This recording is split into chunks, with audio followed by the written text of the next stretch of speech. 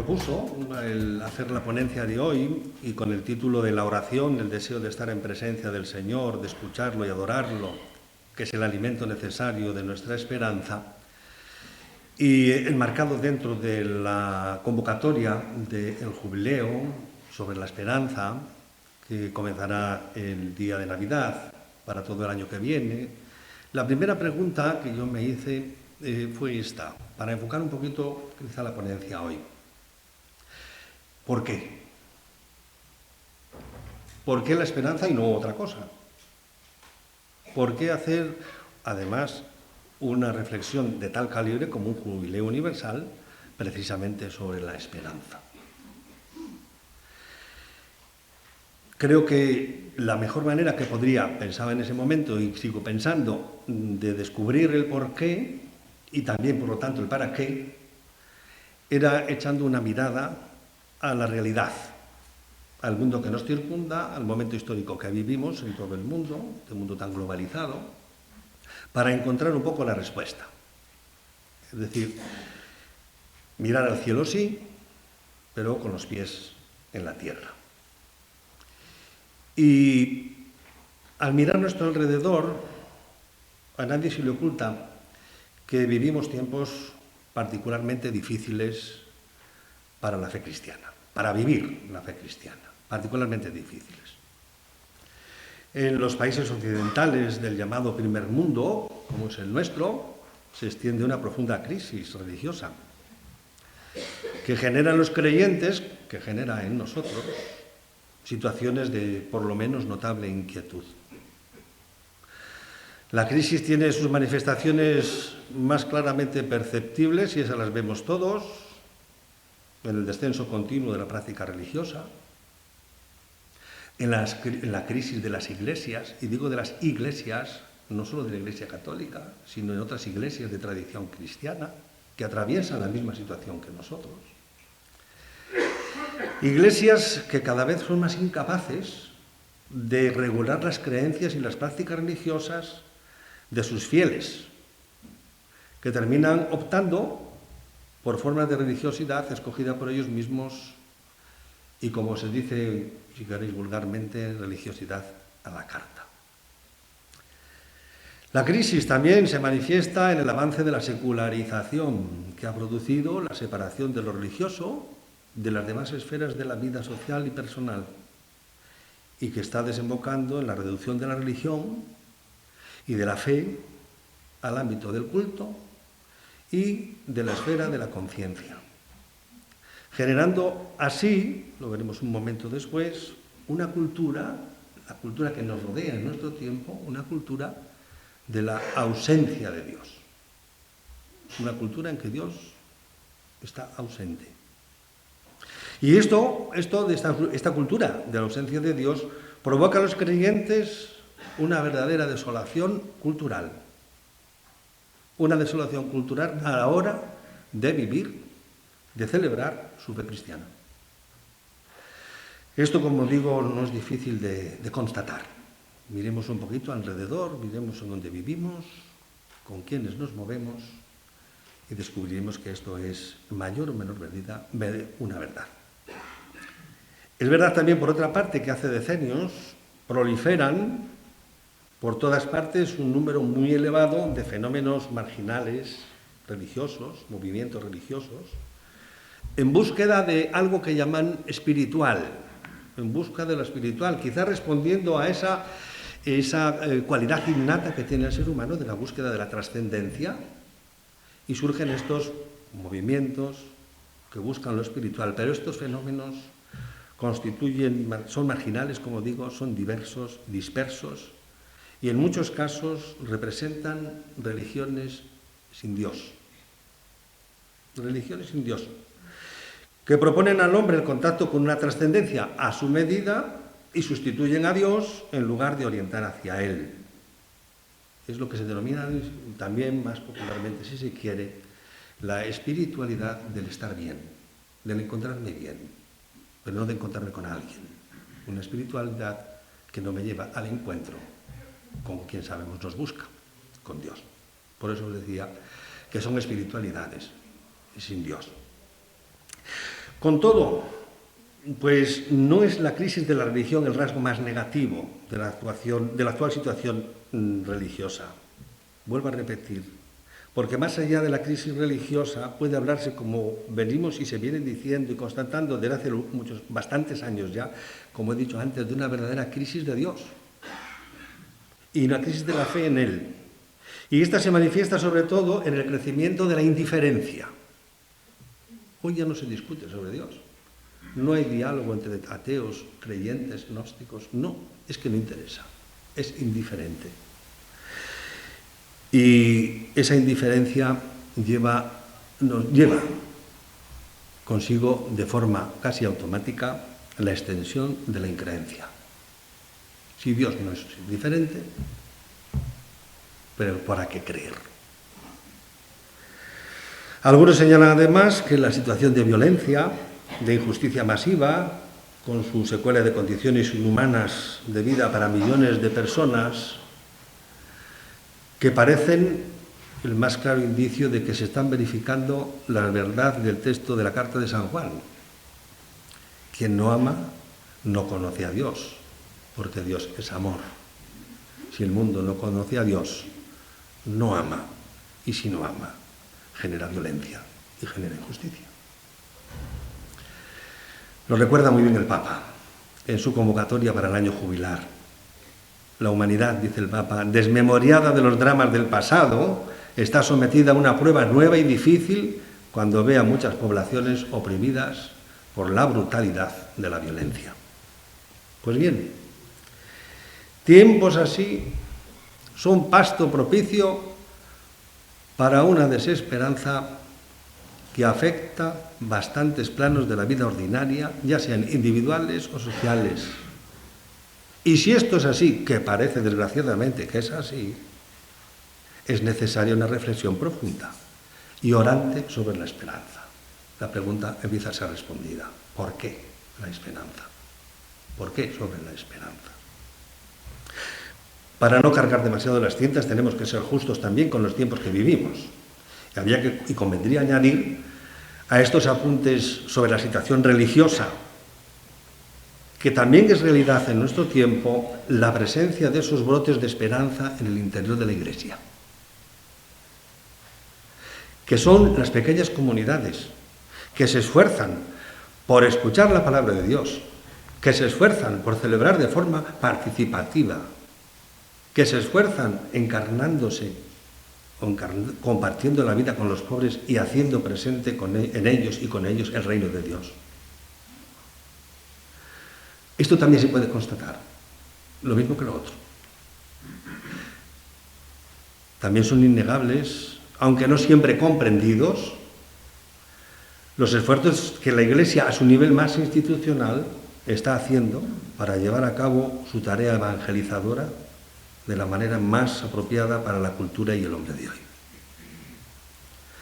Además, no podemos olvidar signos de la presencia y el crecimiento callado del reino en grupos generosos de contemporáneos nuestros, sensibles a la situación de injusticia y que luchan por ella, contra ella. Organizaciones que promueven la paz en medio de las situaciones incontables de violencia, personas que promueven el respeto de la dignidad de las personas que luchan por la igualdad de oportunidades para todos, personas que luchan por la acogida de los diferentes y el cuidado de la naturaleza. También esto es constatable. Son brotes que nos indican que el reino silenciosamente crece y se extiende. Y como digo, cuando pasan estas cosas en la Iglesia y en el mundo, es lógico que nos preocupemos e incluso es lógico que lo suframos, que nos haga sufrir esto. Porque al menos nosotros, quizá los que tenemos una edad un poquito mayor, pues no las habíamos vivido estas cosas tan agudamente. Y nos parece absurdo que sucedan después de 20 siglos de cristianismo. Y tenemos incluso la sensación, o podemos tener la sensación, como si la misma vida de los cristianos pues fuera perdiendo su eficacia evangélica y dejara de ser sal de la tierra y luz del mundo. Y todo esto Todo esto engendra miedo, engendra desconfianza, engendra angustia, tristeza y pesimismo. Y nos preguntamos, ¿por qué suceden estas cosas? Yo tengo la respuesta aquí. No el por qué, sino el cómo resolverla. ¿Sabéis lo que es esto? Una servilleta de un servilletero de una cafetería. Y dice, la esperanza es lo único más fuerte que el miedo. Nos preguntábamos, ¿por qué la esperanza? ¿No será esto un signo de los tiempos? Cada uno que piense lo que quiera. Eso es un servilletero de una cafetería. La esperanza es lo único más fuerte que el miedo. No nos extrañemos entonces que el Papa nos convoque a un jubileo sobre la esperanza, para vencer esos miedos. Pero yo diría, aparte de lo de la cafetería, que está muy bien, que debiéramos hacernos una pregunta todavía un poco más seria nosotros. ¿Habrá alguien que sea capaz de arrancarnos de la tentación de la desesperanza? ¿Habrá alguien que sea capaz que nos libre, como decimos en el Padre Nuestro, líbranos de la tentación de la desesperanza? ¿Habrá alguien? Poco a poco. Indudablemente vivimos tiempos difíciles y hay que empezar a darles respuesta. Y lo primero que tenemos que hacer es reconocer que es inútil lamentarlo. Inútil lamentarlo. Y más inútil todavía y más desastroso querer ignorarlo como si todo marchara bien. No pasa nada. O todavía más, peor, esperar que el estado de cosas vaya a cambiar por sí solo. O que sea Dios que va a intervenir por arte de magia para cambiar la situación a la que hemos llegado. O creo que ya lo peor de todo es dejarse definitivamente aplastar, como si nada pudiera superarse, cayendo en la increencia, de la que hablábamos antes, y que es otro nombre para la desesperanza. Porque ¿en qué puede creer aquel que ya no espera nada? La increencia es otro nombre para la desesperanza. Como dice el Papa Francisco en Evangelii Gaudium 85, esta es una de las tentaciones más serias que ahogan el fervor y la audacia, y es tener la conciencia de derrota que nos convierte en pesimistas, quejosos y desencantados. Cuando la verdad es que en el fondo de todo esto, y esta verdad lo sabemos por la fe, está Dios conduciendo la historia. Porque Dios es contemporáneo de todos los tiempos, no lo digo yo, lo decía Nicolás de Cusa hace mucho tiempo. Y por lo tanto es contemporáneo también de nuestro tiempo. No estamos abandonados de la mano de Dios, como se suele decir coloquialmente. Como lo decía el místico San Juan de la Cruz, dirigiéndose a Dios, no eres tú extraño a quien no se extraña contigo. ¿Cómo dicen que te ausentas tú? La esperanza cristiana es esperanza en Dios. Sean cuales sean las condiciones de nuestra vida, en todas las circunstancias, tanto en los tiempos de crisis como pueden ser los nuestros, para que no nos desesperemos, como en situaciones de prosperidad, para que no nos instalemos en ellas como la meta de la vida. La esperanza presente, o la aspiración, mejor dicho, que está presente en la esperanza cristiana, se dirige a Dios y llega a Dios. Como decía Tomás de Aquino, no se debe esperar de Dios algo menos que Dios mismo. Por eso, respondiendo a la pregunta, hace falta meditar una y otra vez sobre la esperanza y orar con esperanza y orar desde la esperanza. Porque la oración, como decíamos al comenzar, el deseo de estar en la presencia de Dios, de escucharlo, de adorarlo, es el alimento necesario para mantener viva nuestra esperanza. Si no, nuestra esperanza se muere. Aún más. Hemos de estar convencidos de que es conveniente, de que es necesario orar. Porque de otra forma, si no oramos, se nos impondría la certeza desoladora de que esto no tiene arreglo. De que esto no tiene arreglo. Y entonces, visto el fracaso o los fracasos continuados de nuestros esfuerzos, solo nos quedaría una salida, y es la desesperación. Y vuelvo a lo mismo de antes, conduce inevitablemente a la increencia, a la pérdida de la fe. Orar sí, orar sin desfallecer. Porque mirad, aunque no orar no sea pecado, no orar es una desgracia. No orar es una desgracia.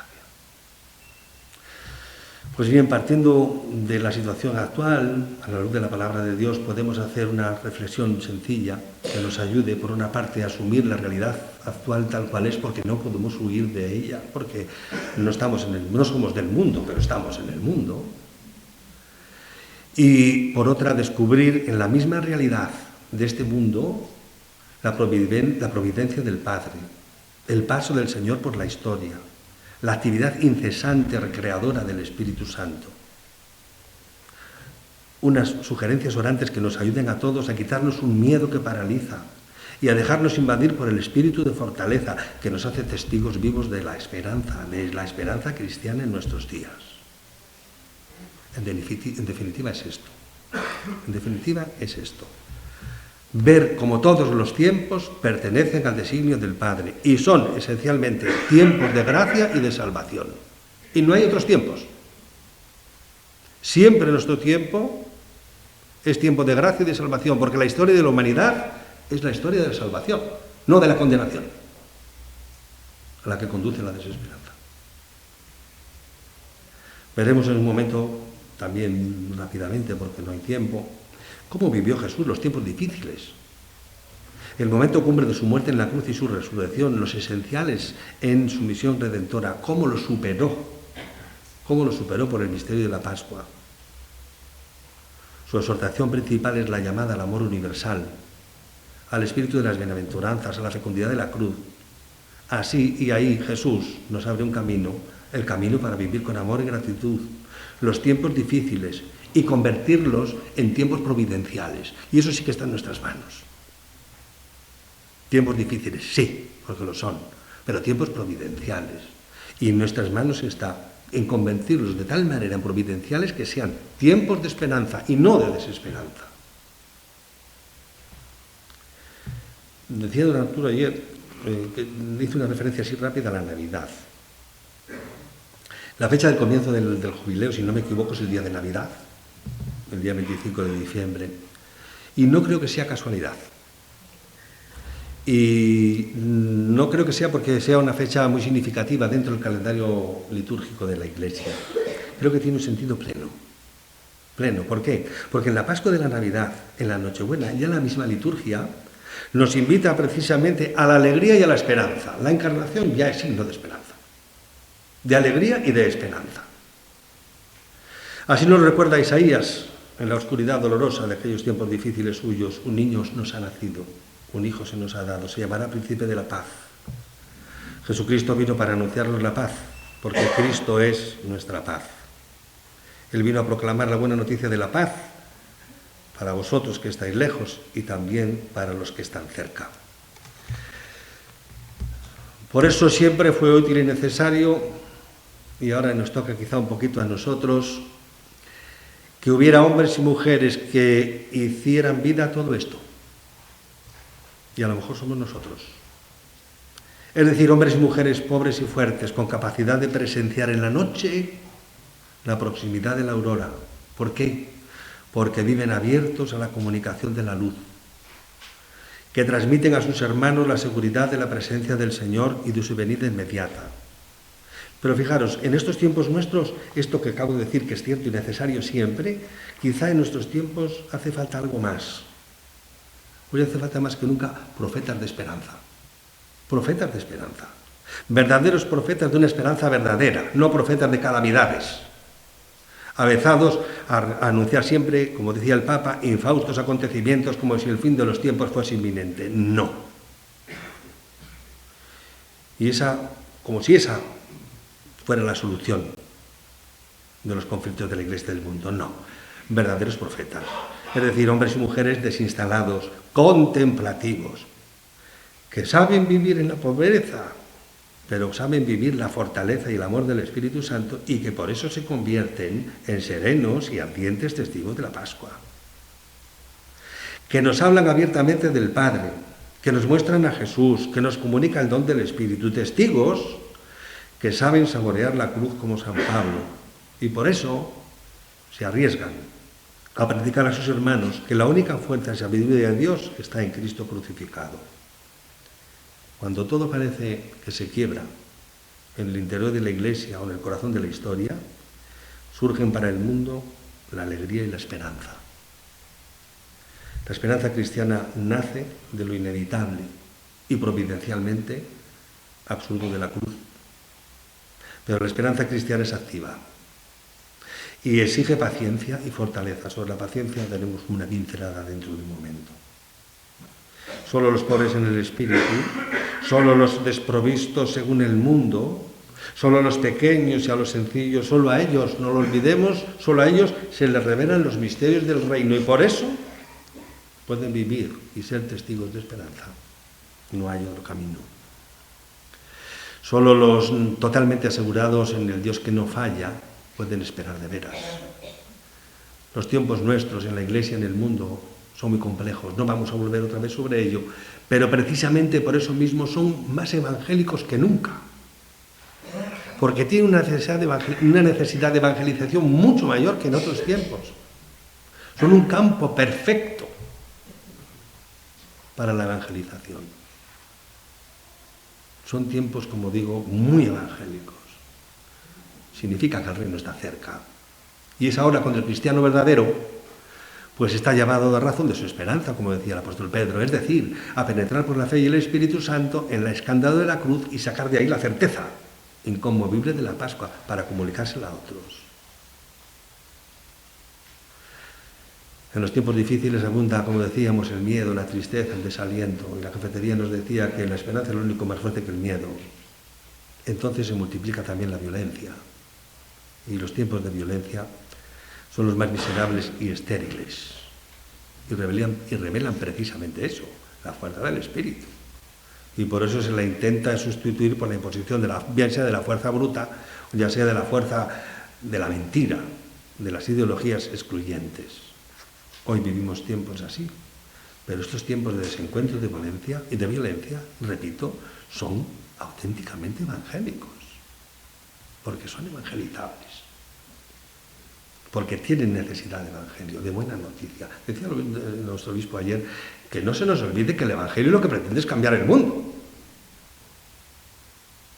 El evangelio lo que pretende es cambiar el mundo. Jesús vino al mundo a cambiarlo y salvándolo.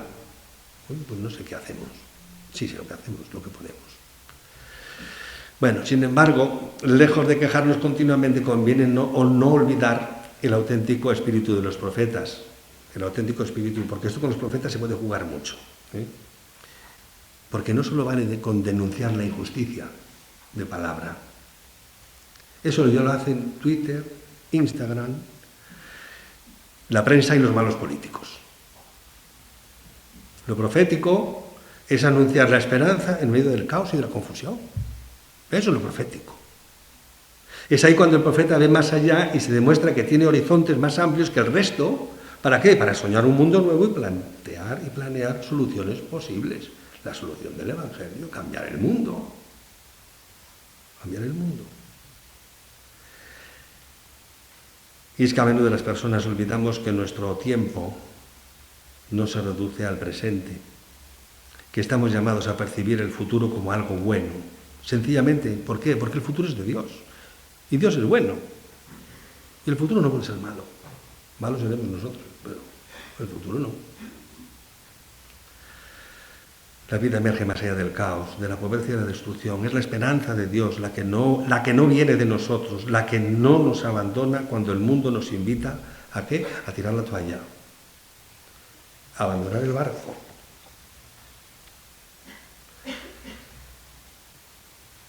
Otra dificultad seria para los tiempos difíciles es la conciencia derrotista. Hay que librarnos de esta tentación. Pedir que se nos libre en el Padre Nuestro, acordarse. Librarnos de la tentación, de la sensación de derrota. de que es imposible superar estos tiempos. Lo decía muy bien el Papa Francisco en Evangelii Gaudium también, viviendo como generales de ejércitos derrotados en lugar de como simples soldados de un escuadrón que sigue luchando. Por eso hoy es más necesario que nunca, como decía, respondiendo a la primera pregunta de la ponencia, una profunda meditación sobre la esperanza. Pero no con ánimo, fijaros, esto es importante, creo, no con ánimo de consolar a los superficiales y adormecer su conciencia para que no sufran, no, sino con el deseo de alentar a los audaces, particularmente a los jóvenes y a los no jóvenes también. A todos nos corresponde construir el mundo nuevo con esperanza y desde la esperanza. Nuestra esperanza no nos aporta la seguridad de que vayamos a superar la crisis que padecemos, ni la que padecerán otros en el futuro. Tampoco encontramos en ella las ideas y los recursos para resolver los problemas que nos afectan a todos, porque aquí también vale aquello del Evangelio, dale al César lo que es del César. Es decir, que el mundo se rige por su autonomía, porque Dios no entra y sale del mundo, va y viene del mundo, resolviendo los dramas y las contradicciones, sino que Él, estando presente en el corazón del ser humano, en el corazón del hombre, y trascendiendo más allá de todo lo creado, atrae a todo hacia sí, como su meta. La esperanza, como se ha escrito y con razón, no es la convicción de que algo va a salir bien, sino la certeza de que algo, y nosotros diríamos todo, tiene sentido, independientemente de salga como salga, pero todo tiene sentido. Si digo esto, tengo que decir lo siguiente: esto no significa que lo que ocurre en el mundo de la fe y de la esperanza sea ajeno, o que no ejerza ningún efecto sobre el ser humano y su vida sometida a la crisis. No, a esas crisis que históricamente van y vienen. Porque aceptar a Dios como meta de la vida transforma la vida de tal manera hasta el extremo de pasar la barrera de la muerte. Esto a veces se nos olvida también. Creemos en un resucitado, un muerto resucitado. Pues aceptar a Dios como meta de la vida transforma nuestra vida hasta el extremo de pasar la frontera de la muerte. Mirad, lo recoge maravillosamente el libro de la sabiduría. Dice, su esperanza, habla de los justos, estaba llena de inmortalidad. Su esperanza, nuestra esperanza, la esperanza cristiana, la esperanza en Dios, está llena de inmortalidad. No termina aquí.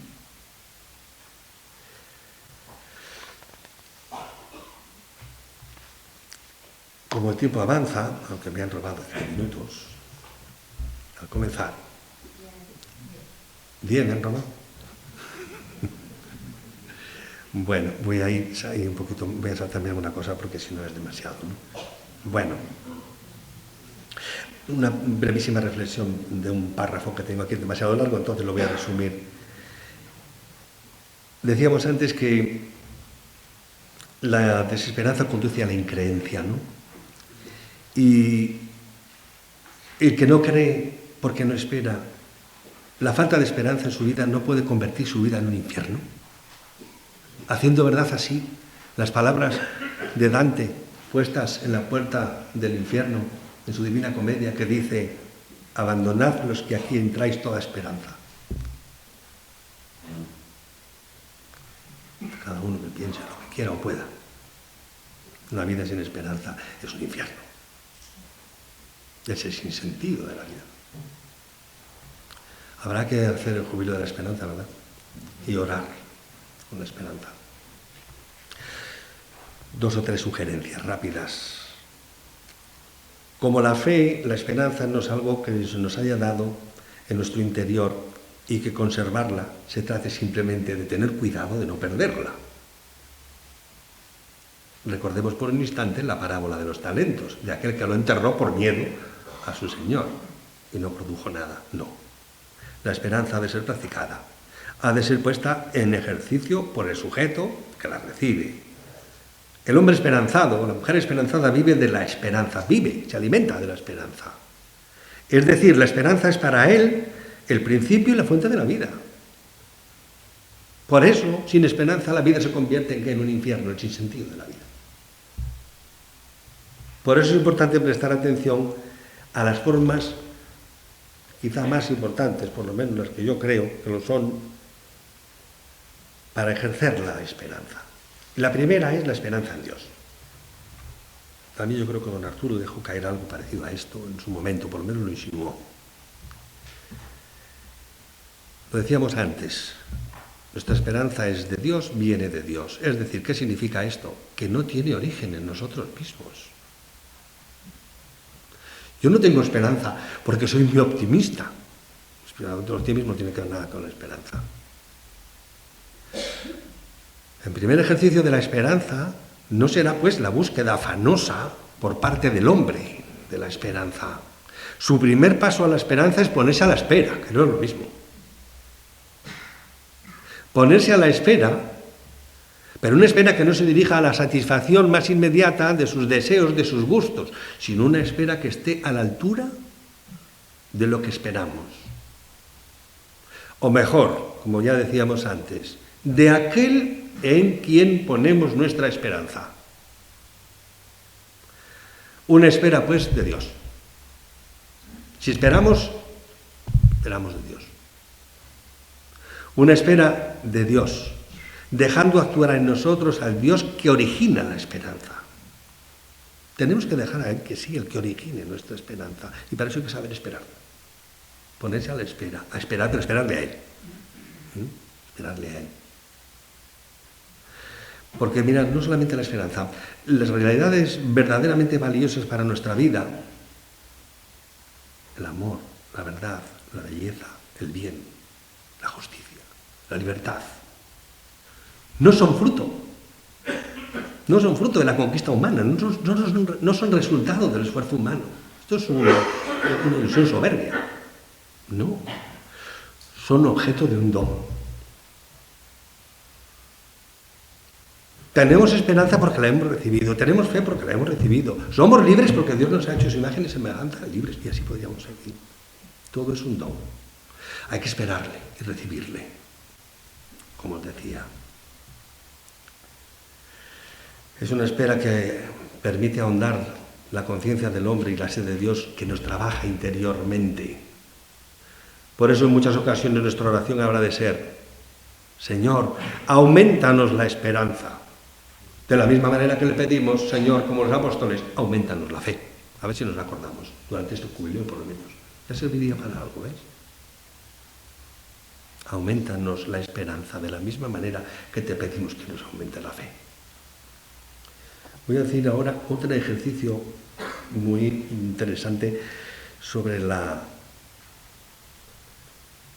ejercicio de la esperanza, que puede sonar un poco extraño después de lo que he dicho antes. Y es la oración del lamento y la queja. Del lamento y la queja. Como la fe y la esperanza se ejercita en la oración. La oración, el deseo de estar en la presencia del Señor, de escucharlo, como decíamos, es el alimento necesario de la esperanza. Y hay una oración de gracias, hay una oración de alabanza, hay una oración de petición, esa la conocemos todos estupendamente, la practicamos diariamente. La de petición, no que pedula. Si hay alguno que no lo haga, que levante la mano. Pues ya veo que no levanta nadie. Bueno. Pero hay una oración también para los momentos duros de la vida, para las negatividades de la vida. Esa oración, es decir, el hecho de poner ante Dios, en quien esperamos, una situación que parece forzarnos precisamente a desesperar. Poner la presencia del Señor. Y esta es la mejor manera para el fortalecimiento de la esperanza. Poner nuestras tentaciones de desesperanza en manos de Dios. Por eso existe una oración que pone ante Dios, como digo, las preguntas que surgen de un presente que no entendemos o que se queja en su presencia de los males que afligen al orante. Hay en la Escritura modelos admirables de oración que expresan la esperanza contra todas las razones para desesperar. El pueblo de Israel en el destierro, en este momento no tenemos príncipes, ni profetas, ni reyes.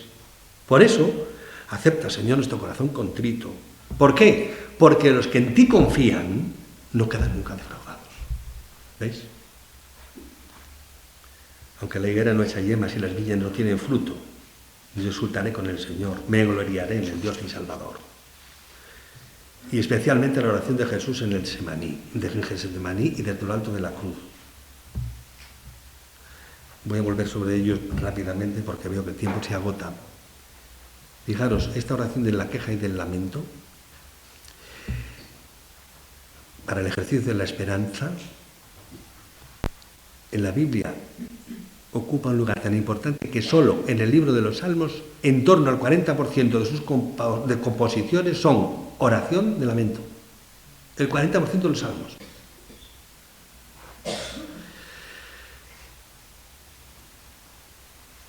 Pero lo que hace de esas quejas una verdadera oración es que la pregunta, el lamento y la queja, al dirigirse confiadamente a Dios, constituye la mejor prueba de que el sujeto que pasa por esas situaciones sigue viviendo en ellas irremediablemente, padeciéndolas, pero las vive confiadamente en la presencia de Dios. Es lo que hace oración, las convierte en oración. No son la queja y el lamento que yo hacía referencia antes, paralizante e inútil y derrotista, que tan de moda está en nuestros días. Todo el mundo se queja, todo el mundo nos quejamos.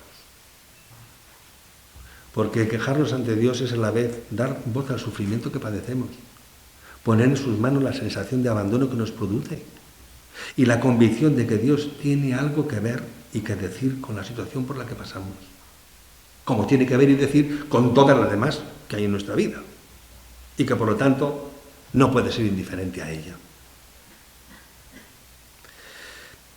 Un añadido por si acaso, también es verdad que junto a la queja y el lamento que el orante pone ante Dios, junto a su situación de abandono, hay una tentación. La tentación que produce pensar si Dios le habrá dejado de su mano, si lo habrá rechazado para siempre, y si no le quedará otra salida que la desesperanza. Es decir, que el orante pone confiadamente ante Dios incluso la tentación que le induce a perder la esperanza. Hasta eso. Te presento la tentación que tengo de que me desespero, que no tengo esperanza, que tengo la sensación de que me has abandonado, pero lo pongo en tus manos. Eso hace una oración de queja y lamento auténticamente cristiano, bíblico y demás. Es una verdadera oración. Y desde luego un ejercicio de la esperanza. Ahí se crece en esperanza. Ahí se vive en esperanza. Un gran teólogo, Jungel, ha escrito que ocultar a Dios la verdad de la propia situación de desdicha, de miseria, incluso de miedo, a Dios le ofende. A Dios le ofende. El más claro ejemplo que podemos encontrar en los evangelios de Mateo y Marcos, cuando recogen de labios de Jesús en la cruz, como última plegaria, la pregunta y la queja: Dios mío, ¿por qué me has abandonado? Que no significa, como algunos han pensado y dicho, que la fe de Jesús se derrumbase en el último momento, sino que más bien que con esa oración ponía en manos del Padre, expresando así su confianza en Él, el sentimiento de mayor abandono por parte de Dios al que ha llegado ningún ser humano. Hasta eso. Pone Jesús en el momento de la cruz su propia sensación de abandono. ¿Por qué me has abandonado? Es oración que pone en manos del Padre, como lo ha hecho siempre, toda su vida.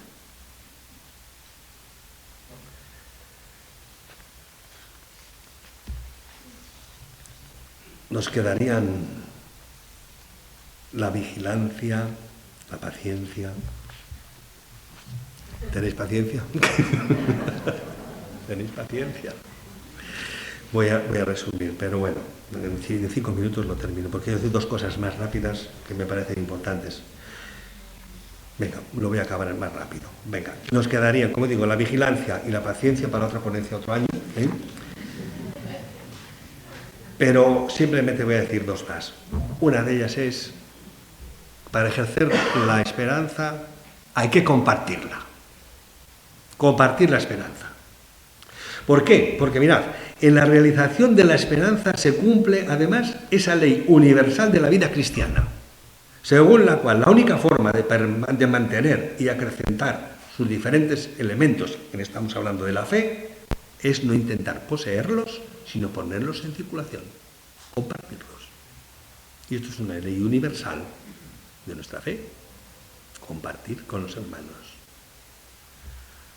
Dando, decía San Francisco en su oración, o atribuida a él por lo menos, es como se recibe.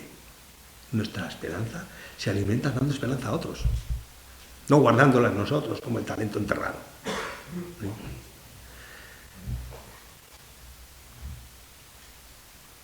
Por eso, fijaros, los pensadores y los teólogos del siglo pasado han subrayado que la esperanza no se vive en solitario, se vive en comunión. Recordáis el primer día de don Arturo, ¿verdad? Nos hablaba de la comunión, de la comunión.